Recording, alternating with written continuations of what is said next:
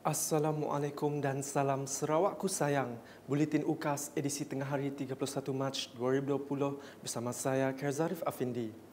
Memulakan buletin UKAS dengan perkembangan COVID-19 di Sarawak. Dua lagi kes kematian akibat COVID-19 telah dicatatkan di Sarawak pada Isnin. Timbalan Ketua Menteri Sarawak merangkap pengurusi Jawatan Kuasa Pengurusan Bencana Negeri Datuk Amar Douglas Ugah Embas berkata dua kes ini dicatatkan di Kuching dan Miri. Kematian ini masing-masing di Hospital Umum Sarawak 1 dan Hospital Miri 1. Semasa sidang media di Wisma Bapa Malaysia pada Isnin, Datuk Amar Douglas menambah 6 lagi kes positif COVID-19 baru dicatatkan dan menjadikan jumlah bilangan kes positif di Sarawak sebanyak 135 setakat ini. Kes-kes ini adalah dirawat di Hospital Umum Sarawak 3, Hospital Miri 2, Hospital Sibu 1. Masih lagi berkenaan COVID-19. Jabatan Bomba dan Penyelamat Malaysia Sarawak bersama Dewan Bandaraya Kuching Utara DBKU telah bekerjasama dalam melakukan proses sanitasi awam di Medan Niaga Satok pada Isnin. Pengarah Bomba Sarawak Khairuddin Rahman berkata proses nyah cemar itu dilaksanakan dalam usaha membendung penularan wabak COVID-19 di pusat-pusat tumpuan awam. Program yang kita laksanakan bersama dengan ini adalah arahan daripada pihak kementerian kita lah. Di mana pada hari ini adalah hari seluruh negara membuat sanitasi awam yang diadakan di seluruh negara. Cuma di Bomba Sarawak ni kita telah mesyuarat agak lewat kita buat pada hari ini jugalah. Sebab di seluruh negara tadi dilaksanakan pada jam 10 pagi, tapi pada hari ini kita laksanakan 2 petang tadilah bersama dengan pihak DBKU, MBKS dan juga pihak Kementerian Kesihatan. Bercakap ketika ditemui media di Kuching pada Isnin, Khairuddin memberitahu selepas ini operasi Nyah Kuman akan diperluaskan ke seluruh Sarawak dengan kerjasama pihak berkuasa tempatan berkaitan bagi memastikan orang awam terhindar daripada dijangkiti wabak berkenaan. Dah dimaklumkan di zon 7 Limbang Lawas, zon 6 Miri, Marudi, zon 5 Bintulu dan zon 4 Sibu akan dilaksanakan dalam masa dekat.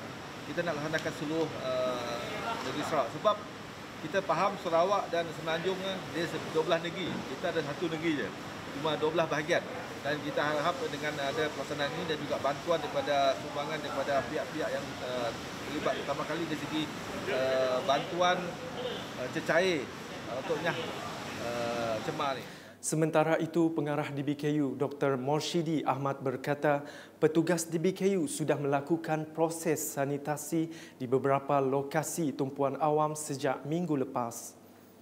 Di Dalat pula, Majlis Daerah Dalat dan Mukah telah memulakan proses menyahkuman di kawasan tumpuan awam sekitar Pasar Awam Dalat dan Tebingan Dalat pada Isnin. Langkah menyahkuman dijalankan di Pasar Awam Dalat itu bertujuan untuk mengurangkan penularan virus COVID-19. Beralih kepada Perintah Kawalan Pergerakan PKP, Menteri Kerajaan Tempatan dan Perumahan Sarawak Datuk Seri Profesor Dr. Sim Kui Hian yang prihatin dengan nasib golongan kurang berkemampuan yang terjejas susulan PKP telah turun padang ke kawasan Dewan Undangan Negeri Dun Batu Kawah untuk mengagihkan bantuan makanan. Dr. Sim yang juga ahli Dewan Undangan Negeri Adun Batu Kawah telah mengagihkan kira-kira 1,000 bungkusan bekalan makanan harian ke Kampung Rantau Panjang, Kampung Sinar Budi Baru dan Desa Wira Fasa 2. Beliau berharap bantuan bekalan makanan itu dapat meringankan beban penduduk yang terjejas. PKP kini dilanjutkan sehingga 14 April depan. Lagi laporan berkaitan Perintah Kawalan Pergerakan PKP. Padah ingkar dengan arahan PKP, seramai 276 orang telah ditahan polis di seluruh Sarawak setakat Selasa 31 Mac. Menurut Timbalan Pesuruhjaya Polis Sarawak Datuk Dev Kumar, daripada jumlah itu seramai 83 orang telah dituduh di mahkamah. Manakala semalam jelasnya seramai 46 orang telah ditangkap PKP. Berikut merupakan statistik tangkapan mengikut daerah.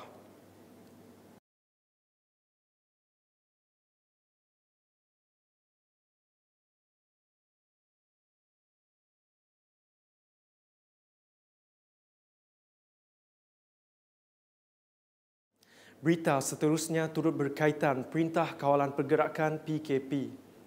Mesyuarat Penyelarasan Gerak Kerja Jawatankuasa Bencana Bahagian Kapit memutuskan pembukaan pasar tamu teresang Kapit ditangguhkan. Semasa menghadiri mesyuarat tersebut di Kapit pada Isnin, Ahli Dewan Undangan Negeri Adun Bukit Goram Jefferson Jamid Uyat berkata ianya satu keputusan yang tepat kerana keselamatan dan kesihatan orang awam adalah menjadi keutamaan pada masa ini. Tambahnya, langkah tersebut penting dalam memastikan bahagian itu terus kekal sebagai kawasan hijau COVID-19.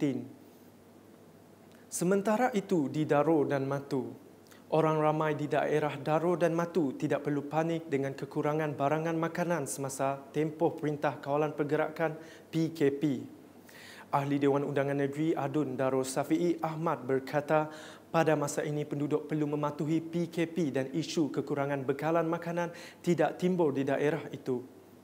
Saya ingin ambil kesempatan di sini untuk memberi nasihat kepada khusus pada penduduk kampung di kawasan Matu dan Daro ini supaya jangan panik dan usahalah mendengar barangkali apa yang diviralkan mengatakan kita akan menghadapi masalah bekalan barang makanan sebenarnya tidak berlaku. Semasa melakukan tinjauan ke beberapa pasar mini di Pekan Daro pada Isnin, Safi'i turut menyampaikan sumbangan kepada Jawatankuasa Bencana Daerah Daro.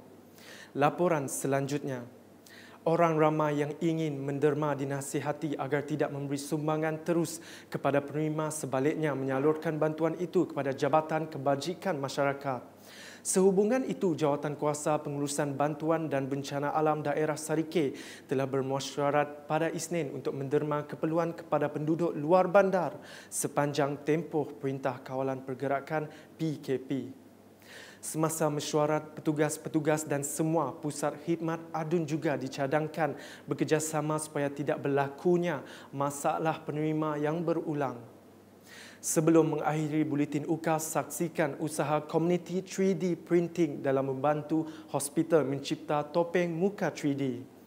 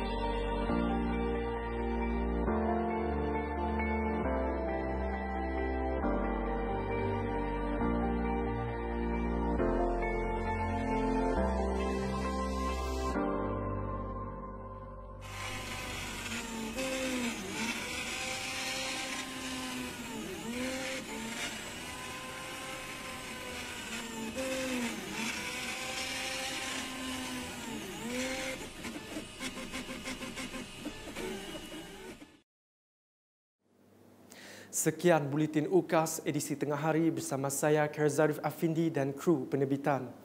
Jaga diri anda, keluarga anda dan sentiasa berwaspada. Dapatkan berita terkini Sarawak setiap hari dengan melayari ukas.sarawak.gov.my di Facebook, Instagram dan Twitter serta subscribe dan like saluran YouTube Buletin UKAS. Salam UKAS.